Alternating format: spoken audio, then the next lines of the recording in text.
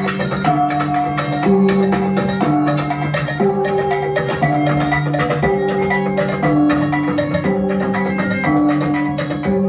kedua mempelai menampakkan kaki bersama menuju Singasana dengan menggunakan busana adat budaya kesenian Tapan di bagian selatan. Dikatakan Mandailing berpakaian Adi Temi Matagu.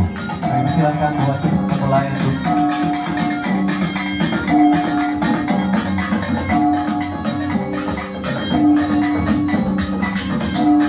yudhilhu fala hadiyalah. Asyhadu an la ilaha illallah wahdahu la syarikalah wa asyhadu anna Muhammadan abduhu wa rasuluh allazila nabiyya ba'da. Puji dan syukur mari bersama-sama kita panjatkan kehadiran Allah Subhanahu wa taala karena tentunya berkat nikmat rahmat, nikmat inayah dan atas kasih sayangnya.